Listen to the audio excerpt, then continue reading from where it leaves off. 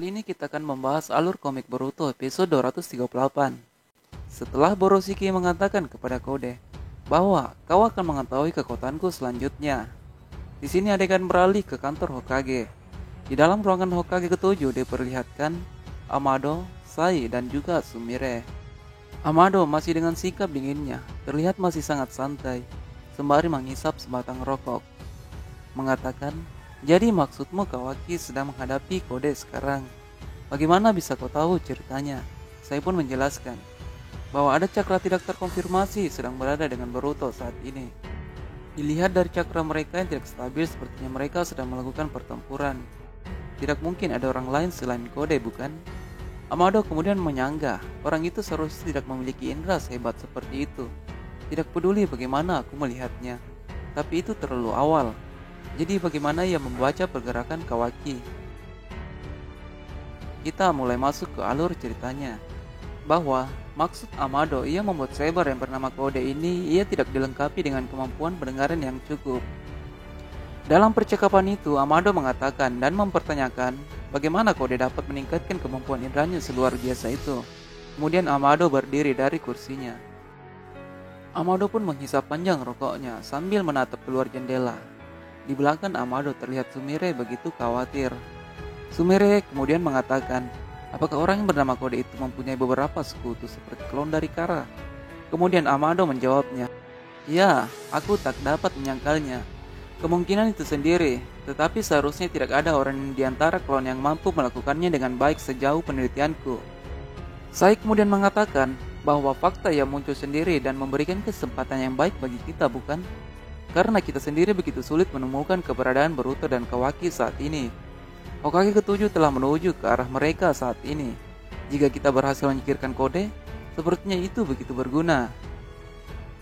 Jika Kode berhasil dikalahkan, maka rekan-rekan dari Kode akan muncul untuk membantunya.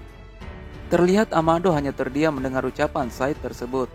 Saya pun mengatakan, apakah kau mendengarkanku ataukah kau memiliki kotoran tumpukan telinga yang menyumbap pendengaranmu?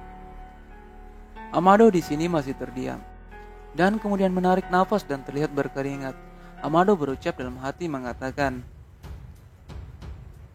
aku mengandalkanmu Kawaki. Aku datang susah payah sejauh ini, jadi jangan mengacaukan apapun. Dari beberapa pikiran Amado ini, bisa dapat kita simpulkan bahwa Amado memiliki tujuan untuk Kawaki di masa yang akan datang. Kemudian kita beralih di mana terjadinya pertengkaran. Terlihat Boroshiki yang tidak ingin menyanyiakan kesempatan begitu saja. Ia langsung saja menembakkan Rasengan ke arah Kode. Diketahui ini adalah Rasengan kedua Boroshiki yang dilancarkan kepada Kode. Gumpalan cahaya biru tersebut tepat meledak di hadapan Kode. Kawaki yang melihat itu sembari berteriak. Setelah Rasengan itu berhasil, Boroshiki kemudian menyusun strategi lain untuk melancarkan serangan selanjutnya. Dalam tampilan ini juga diperlihatkan bahwa sepertinya pemandangan pertempuran akan beralih di udara. Di sana hutannya memiliki asap yang begitu tebal. Terlihat Kode juga mulai panik akibat gerakan yang diperlihatkan Boroshiki. Kode pun tak berpikir lama, terlihat berkomunikasi dengan Eda tentang strategi apa yang harus ia lakukan.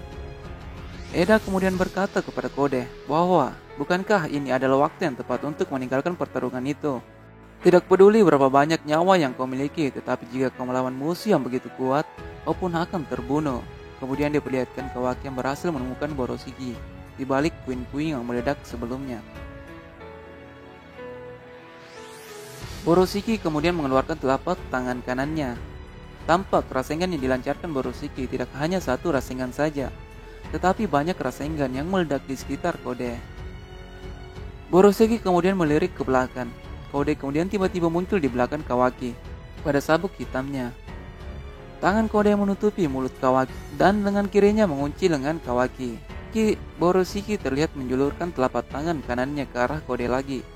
Kemudian Boroshiki melancarkan serangan Rasengan lagi. Kini 3 Rasengan telah dikeluarkan Boroshiki di pertempuran ini. Hingga pada saat pertarungan tersebut, Kode pun belum mengindahkan sarang yang telah diperintahkan oleh Eda. Kode berkata dan hanya minta maaf, tapi tidakkah kau menginginkan buah cakra Momoshiki? Dalam hal ini kau harus memerlukan seseorang Otsutsuki seperti Kawaki di sini, dijadikan tumbal kepada ekor 10. Jadi sebaiknya kau berhenti menyerangku sembarangan. Karena jika tidak, maka aku akan benar-benar mengakhiri hidup Kawaki sekarang juga. Setelah perkataan itu diucapkan Kode, Boroshiki hanya menatap Kode sembari terdiam. Kemudian Kode melanjutkan bahwa ia akan membawa orang ini bersamaku. Aku ada urusan yang harus diselesaikan. Kau tahu, bertemu denganmu adalah suatu kehormatan, meskipun hanya waktu yang singkat. Otsutsuki Momoshiki. Kode perlahan-lahan hilang melalui sabuk hitam yang telah disiapkan sebelumnya. Kemudian perlahan-lahan pinggannya mulai masuk ke bawah. Akan tetapi Boroshiki mengarahkan jari-jarinya ke arah mereka. Lalu membentuk tangannya seperti bentuk pistol. Dan mulai membentuk rasengan lain saat Kode mulai menatapnya. Kemudian Boroshiki mengatakan, Rasengan, bukan rasengan ya. Dua teknik yang berbeda, dengan tingkat kekuatan pula berbeda. Rasengan yang memiliki ukuran kecil lalu menembakkannya tepat di hadapan Kode. Boroshiki melancarkan serangan tersebut, sepertinya ingin menembak bagian kepala dari Kode. Akan tetapi bahu kanan Kode lah yang terkena. Kemudian yang paling mengejutkan, Kawaki mulai tampak terluka dan Kode kehilangan pegangannya kepada Kawaki. Kemudian Kode berkata sambil terkejut, "Apa?" Di sisi lain, Eda masih mengamati pertarungannya. Eda kemudian berteriak kepada Kode, "Harusnya ini adalah kode untuk mundur sementara waktu." Tapi sepertinya itu sudah terlambat. Boroshiki kemudian melancarkan serangan dewa bertubi-tubi ke arah Kode. Boroshiki juga berhasil mendaratkan pukulan langsung tepat berada di wajah Kode. Hal itu membuat Kode terlempar sangat jauh, dan di sana terlihat Kode telah berpisah dengan Kawaki. Boroshiki pun memisahkan mereka berdua, lalu ia mengangkat dan melepaskan sabuk hitam milik Kode dari Kawaki. Setelah Kode terlempar dari pukulan Boroshiki sebelumnya, terlihat Kode yang mulai lepas kendali dan sulit menstabilkan dirinya sendiri. Ia langsung saja menancapkan cakranya di tanah, agar ia dapat terhempas dari serangan Boroshiki sebelumnya. Kemudian Boroshiki lantang berkata kepada Kode, "Dasar makhluk rendah bajingan, karmamu adalah karma yang cacat. Sepertinya kau tak bisa menyerap jutsu." Kemudian Eda kembali mengonfirmasikan kepada Kode bahwa, "Bisakah kau mendengarkanku?" Kode masih terdiam dari perkataan Eda. Boroshiki menyeret Kawaki menjauh dari Kode. Sepertinya Boroshiki melemparkan Kawaki lumayan jauh dari jarak Kode. Kemudian Kawaki berkata, "Sialan, lepaskan aku." Boroshiki kemudian tersenyum sembari berkata, "Wow, kau mungkin tidak seharusnya berkata seperti itu terhadap orang yang baru saja menyelamatkanmu. Maka jadilah anak yang baik dan berperilaku sopan. Jika tak ingin tangan dan kakimu patah." Kawaki dengan wajah kesalnya berkata, "Dasar brengsek." Kawaki mengubah lengan kanannya dan menyerang Boroshiki dari arah belakang. Boroshiki pun mengetahuinya dengan mudah dan menendang Kawaki. Terlihat serangan Kawaki ini tidak ada apa-apanya dibandingkan kekuatan yang dimiliki Boroshiki. Dan Kawaki pun muntah darah akibat serangan Boroshiki tersebut. Kemudian posisi Kawaki terlungkup.